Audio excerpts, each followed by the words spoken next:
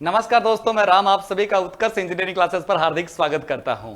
इंतजार था काफी समय से कनिष्ठ अनुदेशक भर्ती को लेकर बच्चों के अंदर कि कब तक आपकी वैकेंसी आने वाली है। वो इंतजार आज खत्म हुआ। वैकेंसी आपकी अपडेट हो चुकी है, नोटिफिकेशन आपका आ चुका है। देखेंगे इस नोटिफिकेशन के बारे में। आपके कनिष्ठ अनुदेशक भर्ती के अंदर जो आपका 2024 मतलब आज के दिन आपका नोटिफिकेशन आया है, क्या आपकी एलिजिबिलिटी रहने वाली है, कौन सा बच्चा फॉर्म फिल कर सकता है, कौन सा नहीं कर सकता, कितना आपका एक्सपीरियंस मांगा गया है, वो सब डिटेल करेंगे। कितना एक्सपीरियंस है, क्या आपकी एग्जाम डेट जो रहने वाली है, नंबर ऑफ वैकेंसीज आपकी कितनी है, किस किस फील्ड में आपकी वैकेंसी जो आई हुई है उसके बारे में देखेंगे। और एग्जाम पैटर्न आपका मतलब सिलेबस आपका क्या रहने वाला है, एग्जाम पैटर्न आपका क्या रहने वाला है। तो चलिएगा इसी को डिटेल में करते हैं आज के नोटिफिकेशन को। तो ले चलते हैं आपको सबसे पहले नोटिफिकेशन पर।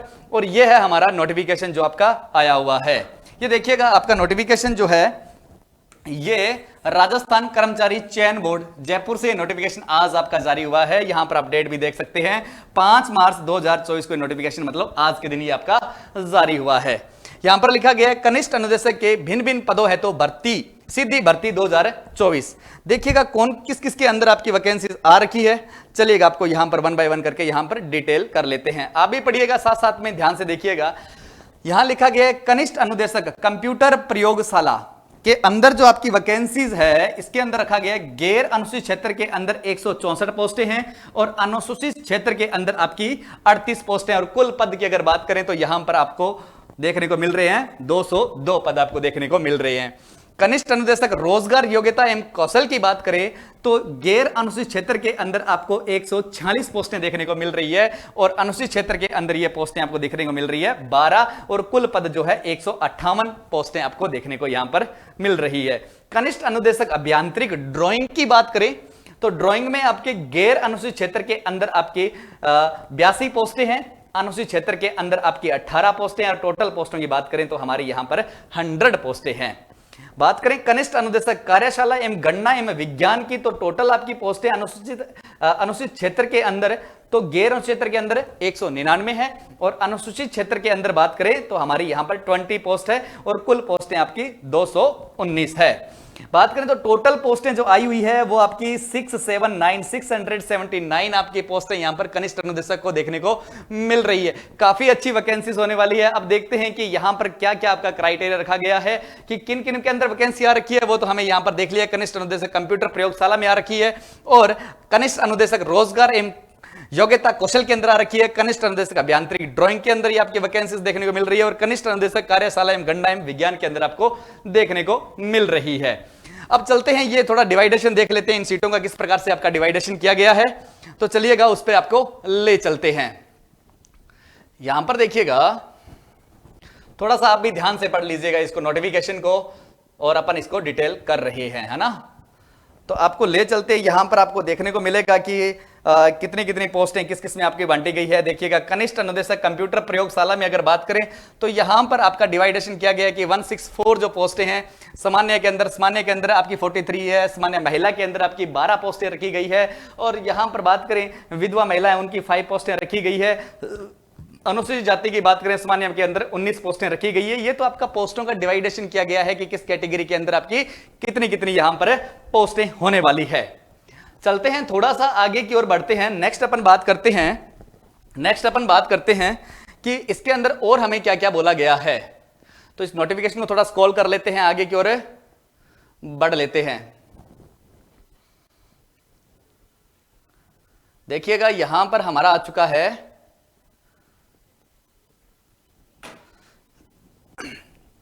इस नोटिफिकेशन को आगे देखते हैं थोड़ा सा। यहां पर देखिएगा लिखा गया है कि भाई कौन कौन सा बच्चा आपका फॉर्म फिल कर सकता है, क्या आपकी योग्यता होने वाली है।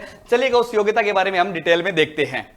यहां पर बोला गया है, देखिएगा कनिष्ठ अनुदेशक कंप्यूटर प्रयोगशाला पद कोड 01 जो है आपका पद हेतु क्या क्या आपके पास में एलिजिबिलिटी होनी चाहिए, आपके पास में कौन सी डिग्री होनी चाहिए। चलिएगा उसके अंदर आपको बताते हैं। देखिएगा कनिष्ठ अनुदेशक कंप्यूटर प्रयोगशाला की जो वैकेंसी आपको दिखाई दे रहा होगा, यहां पर लिखा गया है कि सेकेंडरी शिक्षा किसी केंद्रीय राज्य बोर्ड पुरानी स्कीम के अधीन सेकेंडरी या फिर आपके पास में ये हो। क्या होता था कि पहले ये पुरानी स्कीम का मतलब था कि पहले अगर आपका जो 12th की जाती थी वो सब्जेक्ट चूज किए जाते थे आपके 9th क्लास के अंदर, मतलब उसे बोला जाता है पुरानी स्कीम। और नई स्कीम के अंतर्गत जैसे आप और हमने जो 12th की है 10th की है, हमने कौन सी किया, 10+2 वाला किया है। हमारे 10th तक तो सेम कॉमन सब्जेक्ट रहते हैं, उसके बाद में हम सब्जेक्ट को चूज करते हैं। मतलब उस स्कीम के अंतर्गत, पुरानी स्कीम के अंतर्गत आपने कर रखा है, कोई दिक्कत नहीं है। अगर नई स्कीम के अंदर कर रखा है तो भी कोई दिक्कत नहीं है। सेकेंडरी शिक्षा के किसी भी केंद्रीय राज्य बोर्ड से 10+2 स्कीम के अधीन आपने सेकेंडरी की हो, मतलब आपको 10वीं पास होना जरूरी है। कहने का मतलब आपका यह है। और इसके साथ साथ आपको देखिएगा, या का मतलब और का मतलब समझिएगा। इन दोनों में से एक चीज आपके पास में होनी चाहिए, लेकिन कंपलसरी, और इसके साथ साथ में ये चीजें और होनी चाहिए। किसके लिए, कनिष्ठ अनुदेशक कंप्यूटर प्रयोगशाला पद के लिए। देखिएगा यहां पर लिखा गया है तकनीकी के अंदर लिखा गया है कि किसी सामान्य प्राप्त विश्वविद्यालय, किसी मान्यता प्राप्त विश्वविद्यालय बोर्ड से व्यवसाय में स्नातक, कंप्यूटर विज्ञान में अभियांत्रिक मतलब डिग्री, अपने बीटेक, अपने इंजीनियरिंग आपने किया हो, प्रौद्योगिकी में स्नातक, या फिर हम किसी भी एप्लीकेशन में स्नातक किया हो, कंप्यूटर एप्लीकेशन में स्नातक किया हो। कहने का मतलब आपने कंप्यूटर के अंदर कोई भी आपका कोर्स किया हो, स्नातक आप किया हो, डिग्री धारक होने चाहिए, वो बच्चा इसमें फॉर्म फिल कर सकता है। या फिर ये नहीं है आपके पास में, तो आपका लिखा गया है सामान्य प्राप्त विश्वविद्यालय बोर्ड से कंप्यूटर विज्ञान अभियांत्रिक प्रौद्योगिकी में 3 साल का डिप्लोमा, मतलब जो आपका पोलोटेक्निकल होता है, वो पोलोटेक्निकल आपने कंप्यूटर के अंतर्गत किया गया है, तो वो बच्चा यहां पर फॉर्म फिल को कर सकता है। या फिर एक चीज और दी गया है, इन दोनों में से कोई चीज नहीं है, तो हमारा तीसरा देखते हैं, कंप्यूटर ऑपरेट सह प्रोग्रामिंग सहायक ट्रेड डेटाबेस सहायता प्रणाली में राष्ट्रीय ट्रेड प्रमाण पत्र या राष्ट्रीय शीर्षता प्रमाण पत्र अनिवार्य है ना, ये जरूरी है। कंप्यूटर सॉफ्टवेयर एप्लीकेशन ट्रेड में राष्ट्रीय सिर्फ, इसके अलावा ये अनुच्छेद प्रमाण पत्र एनसीआईसी, इसका मतलब होता है एनसीआईसी का मतलब आपके पास में CITS होना साथ साथ में भी जरूरी है। आपके पास में इनमें से कोई भी एक डिग्री जरूर है, आपने बीटेक किया है, आपने पॉलिटेक किया है, इसके साथ साथ में आपने ये जो आपने कंप्यूटर ऑपरेट सह प्रोग्रामिंग सहायक ट्रेड वाला किया हुआ है, इसके साथ साथ में आपको क्या जरूरी है, एनसीआईसी का एक आपको सर्टिफिकेट, मतलब हम कह दें CITS होना भी जरूरी है। बात करते हैं, थोड़ा सा नीचे की ओर चलते हैं, थोड़ा नीचे की ओर बढ़ते हैं अभी और देखते हैं। यहां पर अनुभव बताया गया है कि आपका अनुभव, देखिएगा अनुभव मतलब एक्सपीरियंस कितना होना चाहिए। देखिएगा जो बच्चे आपके अनुभव के बारे में बात करें, जिन बच्चों ने डिग्री कर रखी है उनको मिनिमम आपका एक्सपीरियंस जो होना चाहिए वो देखिए 1 ईयर का यहां पर आपको एक्सपीरियंस मांगा गया है। किसी मान्यता प्राप्त विश्वविद्यालय बोर्ड से व्यवसाय में स्नातक कंप्यूटर विज्ञान से जिसने आपके MCA या BCA आपने कर रखा है, तो उसके लिए आपको मिनिमम आपका एक्सपीरियंस जो लिखा गया है वो 1 ईयर लिखा गया है। या फिर हम बात करें किसी भी मान्यता प्राप्त विश्वविद्यालय बोर्ड से कंप्यूटर विज्ञान अभियांत्रिक प्रौद्योगिकी में 3 ईयर का अगर डिप्लोमा कर रखा है, तो उसको मिनिमम आपका एक्सपीरियंस होना चाहिए, 2 ईयर का एक्सपीरियंस आपको उसका होना चाहिए। चलते हैं, कंप्यूटर ऑपरेटर सह प्रोग्रामिंग सहायक ट्रेड डाटाबेस सहायता प्रणाली में ट्रेड में राष्ट्रीय ट्रेड प्रमाण पत्र जिन बच्चों के पास में है, उनके लिए कम से कम आपका यहां पर 3 ईयर का एक्सपीरियंस होना जरूरी है। कहने का मतलब 3 चीजें जरूरी है। एक तो आपके पास में क्या होना चाहिए, 10th बेस, 10th तो बस सारों की पास होएगी जब आपने किसी कंप्यूटर के अंदर आपने डिग्री कर रखी है, डिप्लोमा कर रखा है, साथ साथ में आपको CTI जरूरी है। और तीसरा जरूरी है आपका एक्सपीरियंस। अगर आपके पास डिग्री धारक हो तो 1 ईयर का एक्सपीरियंस चाहिए, डिप्लोमा है आपके पास में तो 2 ईयर का चाहिए। लेकिन कंप्यूटर ऑपरेटर सह प्रोग्रामिंग सहायक ट्रेड से आपने कोई डिप्लोमा कर रखा है, उसके लिए मिनिमम आपको 3 ईयर का एक्सपीरियंस होना जरूरी है। बात करते हैं, थोड़ा नीचे की ओर बढ़ लेते हैं, चलते हैं आगे। आगे आता है कनिष्ठ अनुदेशक रोजगार कौशल पद कोड संख्या जो आपकी 02 है, इसके अंदर आपका कौन सा एलिजिबल है, चलिएगा उसको भी हम डिटेल में देखते हैं। यहां पर लिखा गया है शैक्षणिक योग्यता, भारत में देखिएगा, भारत में विधि द्वारा स्थापित विश्वविद्यालय अनुदान आयोग द्वारा मान्यता प्राप्त विश्वविद्यालय से MBA आपका किया होना जरूरी है। किसके लिए, कनिष्ठ अनुदेशक के लिए आपका MBA करना जरूरी है। हुआ और रखा हो वो बच्चा फॉर्म फिल कर सकता है। या फिर अगर आपने MBA नहीं कर रखा है तो यहां पर देखिएगा साफ साफ लिखा गया है, या आपका भारत में विधि द्वारा स्थापित विश्वविद्यालय अनुसंधान आयोग से मान्यता प्राप्त विश्वविद्यालय से थोड़ा सा इसको छोटा कर देते हैं, विश्वविद्यालय से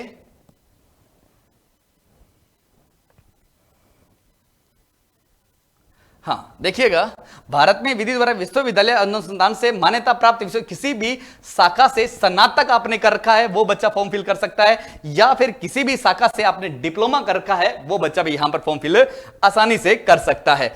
और याद रहे 12वीं डिप्लोमा स्तर उससे ऊपर अंग्रेजी सूचना कौशल और वैश्विक कंप्यूटर का अध्ययन किया हो, मतलब आपको बेसिक आपको क्या होना चाहिए, कंप्यूटर का नॉलेज। तो यहां पर साफ साफ कहा गया है कि अंग्रेजी और आपके पास में इंग्लिश थोड़ी आनी चाहिए, अंग्रेजी आपको आनी चाहिए और साथ साथ में आपको बेसिक कंप्यूटर का नॉलेज भी यहां पर होना चाहिए। डीजीटी संस्थाओं में रोजगार कौशल लघु अवधि के टीओटी पाठ्यक्रम आपसे इसके अंदर होना चाहिए। नहीं तो यहां पर नीचे लिखा गया देखिएगा, आईटीआई में विद्यमान सामाजिक शास्त्र अनुदेशकों के साथ साथ डीजीटी संस्थाओं से रोजगार कौशल में लघु अवधि के लिए टीओटी पाठ्यक्रम होना चाहिए, ठीक है ना। अब देखिएगा इसी के अंदर अनुभव भी लिखा गया है कि अनुभव कितना होना चाहिए। जिन बच्चों ने देखिएगा एमबीए कर रखा है उन बच्चों के लिए तो बेटा कितना एक्सपीरियंस चाहिए, 2 ईयर का एक्सपीरियंस चाहिए, साफ साफ यहां पर लिखा गया है। जिन बच्चों ने बीबीए कर रखा है उन बच्चों के लिए भी कितना ईयर का, 2 ईयर का एक्सपीरियंस चाहिए। या जिन बच्चों ने डिप्लोमा कर रखा है उनके लिए भी 2 ईयर का यहां पर एक्सपीरियंस आपका चाहिए, बिल्कुल। और याद रखिएगा देवनागरी लिपि में किसी हिंदी का व्यवहारिक ज्ञान एवं राजस्थानी संस्कृति का ज्ञान आपको थोड़ा बहुत होना चाहिए, क्योंकि राजस्थान में पढ़ा रहे हो तो हमें हिंदी का ज्ञान होना चाहिए, थोड़ा सा हमारी संस्कृति का ज्ञान होना चाहिए ताकि हम बच्चों को थोड़ा मोटिवेट कर सकें। तो ये आपको लैंग्वेज आपको थोड़ा आना चाहिए जो हमें नॉर्मली आती है। चलते हैं हमारी 3 नंबर पोस्ट की बात करते हैं जो हमारा था कनिष्ठ अनुदेशक अभियांत्रिकी ड्राइंग। पद कोड संख्या है 03। पद के लिए क्या क्या आपको योग्यता चाहिए, चलिएगा उसके बारे में भी हम डिटेल में देखते हैं। यहां पर लिखा गया है किसी मान्यता प्राप्त बोर्ड से पुरानी स्कीम से आपने क्या कर रखी हो, भौतिक विज्ञान रसायन विज्ञान एवं गणित के साथ साथ सेकेंडरी या उससे समतुल्य परीक्षा आपने दे रखी हो। बिल्कुल बात करते हैं यहां पर, या फिर आपके पास में किसी मान्यता प्राप्त 10+2 स्कीम के अधीन सेकेंडरी उससे समतुल्य आपने कर रखा हो। कहने का मतलब आप 10वीं पास होना जरूरी हो। जो स्कीम हमने जो 10th की थी वो 10+2 थी, लेकिन पहले जो हुआ करता था वो 9th में आपके सब्जेक्ट चूज किए जाते थे, जैसे आपके साइंस हो गया, कॉमर्स हो गई, तो उससे कोई लेना देना नहीं है, आपका 10th बेस होना चाहिए। ये पुरानी स्कीम और नई स्कीम का यह जिक्र है। यहां पर कुछ आपकी टेक्निकल जो आपकी क्वालिफिकेशन चाहिए, चलिएगा उसके बारे में हम बात कर लेते हैं। यहां पर लिखा गया है तकनीकी, भारत में लिखा गया है भारत में विधि द्वारा स्थापित अखिल भारतीय तकनीकी शिक्षा परिषद विश्वविद्यालय अनुदान आयोग द्वारा मान्यता प्राप्त विश्वविद्यालय से व्यवसाय में स्नातक अभियांत्रिकी या प्रौद्योगिकी किसी संस्था से डिग्री समतुल्य होनी चाहिए, मतलब आपके पास में इसके लिए डिग्री होनी जरूरी है। वही बच्चा आपका क्या कर सकता है, यहां पर फॉर्म को फिल कर सकता है। या फिर आपके पास में डिग्री नहीं है तो यहां पर लिखा गया है या अखिल भारतीय तकनीकी शिक्षा परिषद द्वारा अनुमोदित और राज्य तकनीकी शिक्षा बोर्ड द्वारा मान्यता प्राप्त किसी संस्थान से अभियांत्रिक प्रौद्योगिकी की किसी भी शाखा में 3 ईयर का आपका डिप्लोमा, जिसे हम पॉलिटेक्निक कहते हैं, वो आपके पास में होना जरूरी है, बिल्कुल। या फिर अगर हम बात करें तो यहां पर लिखा गया डीजीटी से आपका क्या होना चाहिए, डिप्लोमा आपका यहां पर होना चाहिए, व्यवसायिक, है ना। या फिर अगर बात करें अभियांत्रिक ड्राइंग या नक्सान स्विस सिविल में वर्गीकृत सुसंगत ग्रुप की ट्रेड में राष्ट्रीय ट्रेड प्रमाण पत्र आपका होना चाहिए। या फिर अभियांत्रिकी ड्राइंग के अंदर आपका क्या होना चाहिए, सुसंगत ट्रेड में राष्ट्रीय शुद्धता प्रमाण पत्र आपका होना चाहिए। इसके अलावा जो आपका जरूरी है वो जरूरी सुन लीजिएगा, अनिवार्य आपके पास में क्या होना चाहिए, तो अनिवार्य देखिएगा, अनिवार्य क्या है, यहां पर लिखा गया है कि आपका ANCIC मतलब आपकी CITS आपके पास में क्या होना चाहिए, डिप्लोमा होना चाहिए, है ना। चलते हैं नेक्स्ट, अपन बात करते हैं, थोड़ा सा आगे की ओर बढ़ लेते हैं। आगे बढ़ते हैं, नेक्स्ट आता है अनुभव। अनुभव आपको कितना होना चाहिए, इसके अंदर लिखा गया है कि अगर कोई बच्चा किसी तकनीकी पद पर या किसी प्रौद्योगिकी या किसी सरकारी विभाग से या किसी अध्यापनवत पद की मान्यता प्राप्त अध्यापन शैक्षणिक संस्थान से निम्नलिखित संबंधित ट्रेड से अनुभव, व्यवसाय में स्नातक अभियांत्रिकी, अगर मतलब किसी ने डिग्री कर रखा है तो उसको मिनिमम जो एक्सपीरियंस चाहिए, तो यहां पर देखिएगा आपको दिखाई दे रहा है कि ये जो एक्सपीरियंस आपको चाहिए वो कितना चाहिए, 1 ईयर का एक्सपीरियंस चाहिए। जिन बच्चों के पास में डिप्लोमा है डिप्लोमा वालों को कितना चाहिए, तो आपको 2 ईयर का एक्सपीरियंस चाहिए।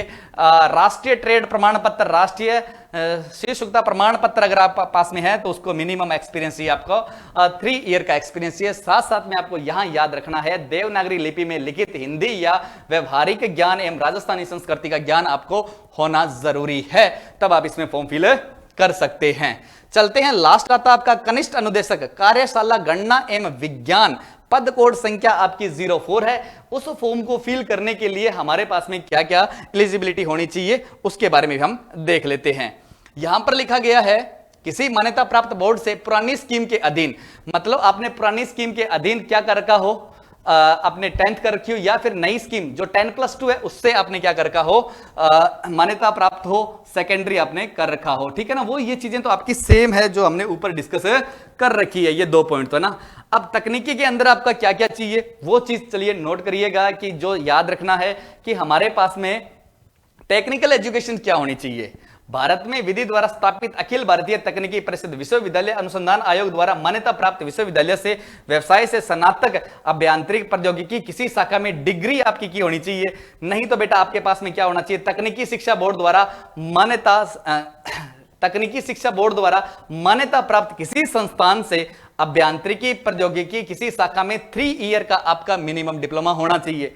अगर ये दोनों चीज नहीं है तो हम बात कर लेते हैं भारत विधि द्वारा स्थापित विश्वविद्यालय अनुसंधान आयोग द्वारा मान्यता प्राप्त विश्वविद्यालय द्वारा प्रदान किया गया अभियांत्रिक प्रौद्योगिकी में 3 इयर्स का डिप्लोमा आपके पास में होना चाहिए, या फिर डीजीटी से सुसंगत एडवांस डिप्लोमा आपके पास में होना चाहिए।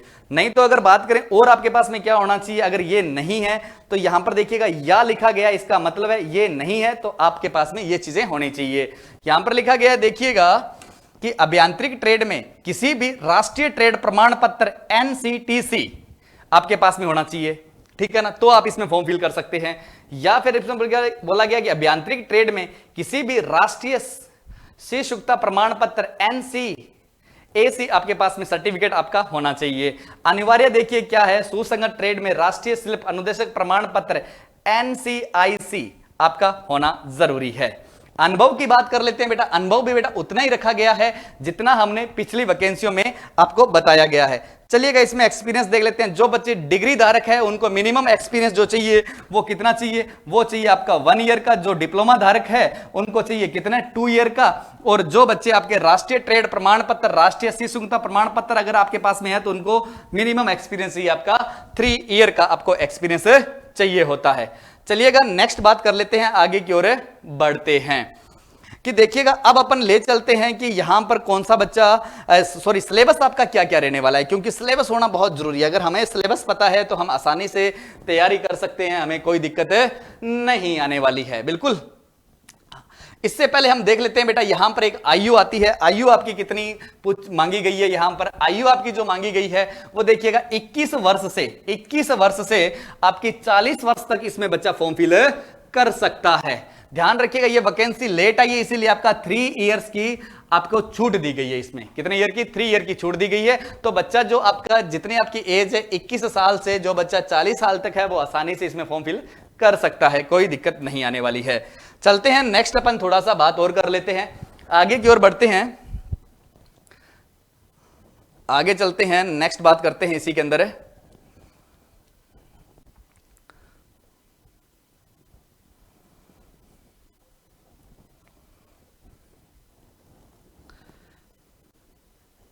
ये आता है, अब देखिएगा फॉर्म पंजीकरण शुल्क जमा कराने एवं ऑनलाइन आवेदन भरने की अवधि कितनी है। भाई हम इसमें फॉर्म फिल कब कर सकते हैं, ये कब से आपका फॉर्म फिल स्टार्ट होगा कि भाई हम फॉर्म को आसानी से भर पाएं, तो देखिएगा। और क्या आपकी लास्ट डेट रहने वाली है उसके बारे में थोड़ा सा डिटेल में देख लेते हैं। यहां पर लिखा गया है देखिएगा, ये जो आप फॉर्म फिल कर सकते हैं 7 मार्च से आप फॉर्म को फिल कर सकते हैं। और कब तक कर सकते हैं तो ध्यान रखिएगा 5 अप्रैल आप इसकी लास्ट डेट है। 5 अप्रैल, 7 मार्च से 5 अप्रैल तक आप फॉर्म को फिल कर सकते हैं। ये आपको याद रहे कि लास्ट डेट जो है वो 5 अप्रैल 2024 होने वाली है इसकी। चलते हैं थोड़ा सा आगे की ओर बढ़ते हैं कि इसका क्या पैटर्न रहेगा, एग्जाम पैटर्न क्या रहेगा उसके बारे में हम बात कर लेते हैं। चलिएगा एग्जाम पैटर्न पे ले चलते हैं आपको। यहां पर क्या क्या आने वाला है, कितना कितना सिलेबस आपका आने वाला है, किसके क्वेश्चंस कितने आएंगे, वो सब डिटेल में देखते हैं। ये तो आपके फॉर्म भरने की वो चीजें बताई गई है कि आपके पास में पासपोर्ट साइज की फोटो कितनी कितनी होनी चाहिए, चश्मा वगैरह आपने नहीं पहना होना चाहिए, हस्ताक्षर अपलोड करने के लिए आपके पास में उसका साइज कितना होना चाहिए, वो चीजें यहां पर आपको बताई गई है। चलिएगा हम ले चलते हैं आपको एग्जाम पैटर्न क्या रहने वाला है। ऑनलाइन आवेदन संशोधन की प्रक्रिया आपको बताई गई है, ये तो आप नॉर्मली देख सकते हैं जो हर एग्जाम में सेम रहती है ना। आगे देखिएगा हम ले चलते हैं आपको उस पे कि आपका क्या क्या एग्जाम पैटर्न रहने वाला है, किस प्रकार के आपके कौन से क्वेश्चंस कितने लेवल के आने वाले हैं और कौन कौन से ट्रेड से क्वेश्चंस आपके आने वाले हैं।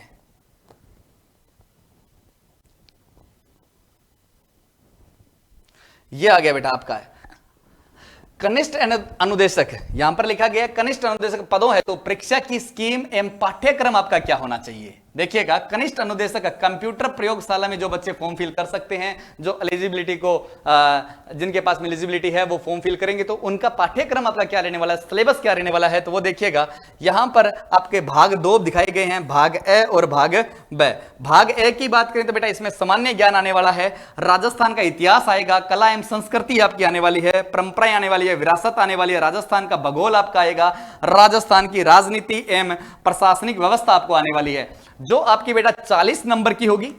कितने नंबर का होगा ये राजस्थान जी के, तो 40 नंबर का होने वाला है। और याद रखिएगा ये जो कंप्यूटर लैब जिसके आईटी ब्रांच है उनमें बेटा आपका जो ट्रेड से संबंधित टेक्निकल जो क्वेश्चंस आएंगे वो आपके कितने अंक के होंगे, 80 नंबर के होंगे, 80 ही क्वेश्चंस होने वाले हैं। ध्यान रखिए राजस्थान जीके के 40 क्वेश्चन है, 40 ही नंबर के हैं। और यहां पर याद रखिएगा जो टेक्निकल से क्वेश्चंस पूछे जाएंगे कंप्यूटर से वो आपके 80 क्वेश्चंस पूछे जाएंगे और प्रत्येक क्वेश्चन का 1 नंबर मतलब 80 नंबर का होने वाला है। अधिकतम अंक जो होंगे आपके 120 अंक का पेपर होगा, 120 ही आपके क्वेश्चंस होने वाले हैं। जो टाइम मिलेगा आपको 2 घंटे की अवधि मिलेगी, 2 घंटे में आपको ये पेपर को सॉल्व करना है, मतलब 1 मिनट आपको एक क्वेश्चन को देखने को यहां पर मिलने वाला है। याद रखिएगा कुछ बच्चों के कमेंट्स आ रहे थे कि सर इस बार नेगेटिव मार्किंग होगी कि नहीं होगी, वो भी चलो देख लेते हैं। यहां पर लिखा गया है पर्सन कैसे आने वाले हैं बेटा, पर्सन में बहुकल्पित प्रकार के पर्सन होंगे, मतलब आपके ऑब्जेक्टिव प्रकार के यहां पर पेपर आपको दिखने वाला है। यहां पर लिखा गया है परीक्षा में न्यूनतम निर्धारित उत्तीर्ण अंक, मतलब अगर आपको पेपर को पास करना है तो मिनिमम आपको परसेंटेज जो आने चाहिए वो 40% तो आपके होने चाहिए। अगर 40% से कम है तो आप वैकेंसी से आउट हो जाओगे। बात करते हैं नीचे लिखा गया किसी पर्सन के गलत होने पर विद्यार्थी के 1/3 अंक काटा जाएगा, मतलब 1/3 आपकी यहां पर नेगेटिव मार्किंग रहने वाली है। चलते हैं आगे। अब देखिएगा यहां पर लिखा गया है कि सामान्य ज्ञान में आपके कौन कौन से जो टॉपिक रहने वाले हैं वो आपको यहां पर बताया गया। राजस्थान के इतिहास के प्रमुख स्रोत आपके रहने वाले हैं, ये क्या आपका स्थापना कला एवं प्रमुख विशेषताएं आपकी क्या है, ये आपको यहां पर सिलेबस आपको दिखाई दे रहा है, जो टॉपिक वाइज आपको दिखाया गया है। चलते हैं इसके आगे के नेक्स्ट अपन बात करते हैं। थोड़ा सा इसको कंपोज कर देते हैं, हाँ चलिएगा। अब आता है बेटा देखिएगा कनिष्ठ अनुदेशक रोजगार कौशल परीक्षा की स्कीम क्या होने वाली है। इसमें भी स्कीम सेम स्कीम है जो अपने अभी भी डिस्कस की हुई है। इसमें भी बोला गया भाग ए होगा और भाग ब होगा। इसमें बोला गया भाग ए के अंदर सामान्य ज्ञान होगा, राजस्थान का इतिहास होगा, कला एवं संस्कृति होगी, परंपराएं होगी, विरासत, राजस्थान का भूगोल, राजस्थान की राजनीति एवं प्रशासनिक व्यवस्था आपको यहां पर होगी, जो आपके 40 नंबर के यहां पर दिखाई देगा। बात करें बेटा एम्प्लॉयबिलिटी स्किल की बात करें तो इसके आपके कितने क्वेश्चंस आने वाले हैं, 80 क्वेश्चंस आने वाले हैं, 80 नंबर के होने वाले हैं। राजस्थान जीके का एक क्वेश्चन होगा वो 1 नंबर का होगा और एम्प्लॉयबिलिटी के स्किल के भी एक क्वेश्चन आपका 1 नंबर का होगा, मतलब आपके टोटल 120 क्वेश्चंस होंगे और 120 ही मार्क के होने वाले हैं। और जो टाइम मिलने वाला है आपको वो मिलने वाला है 2 घंटे। बात करते हैं इसी के अंदर आपको जो ऑब्जेक्टिव क्वेश्चंस मिलेंगे, 40% आपको मिनिमम क्वालिफिकेशन चाहिए, मतलब पास होने के लिए कितने परसेंटेज होने चाहिए, 40% आपके आने चाहिए, नहीं तो आप इस वैकेंसी से बाहर हो जाओगे। और 1/3 आपकी यहां पर नेगेटिव मार्किंग है।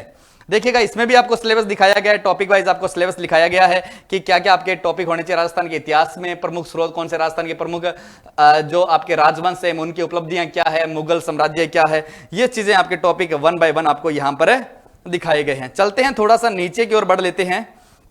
यहां अगर अपन बात करें तो ये आपके एम्प्लॉयबिलिटी स्केल के जो है वो आपके टॉपिक्स लिखे गए हैं।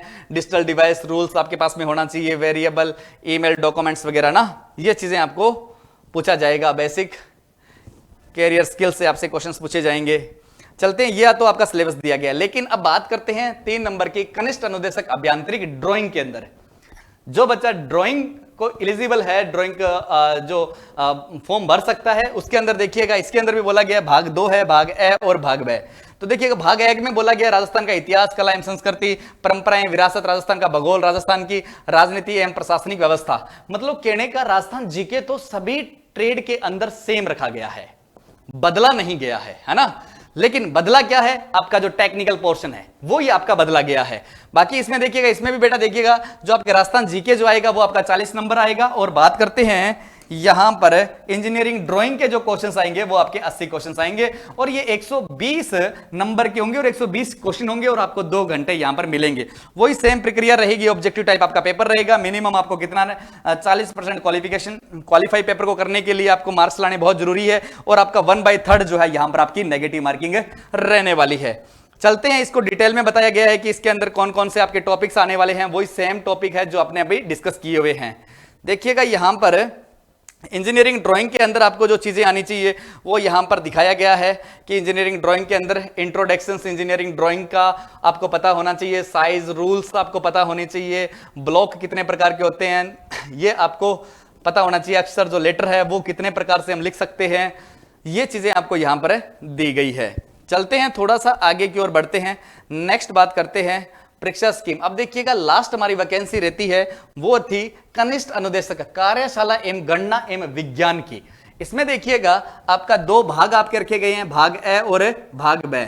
इसमें भाग ब में जो है वर्कशॉप कैलकुलेशंस एंड साइंस आपका रखा गया है, जिसमें आपके 80 क्वेश्चंस आएंगे, 80 नंबर के होने वाले हैं। और यहां पर राजस्थान जीके से जो क्वेश्चंस आएंगे वो आपके 40 क्वेश्चंस आने वाले हैं। टोटल आपके 120 नंबर का पेपर होगा, 120 ही आपके क्वेश्चंस होंगे, और आपके 2 घंटे में इसको आपको सॉल्व करना होगा। मतलब एक क्वेश्चन आपका 1 मिनट में करना होगा, है ना।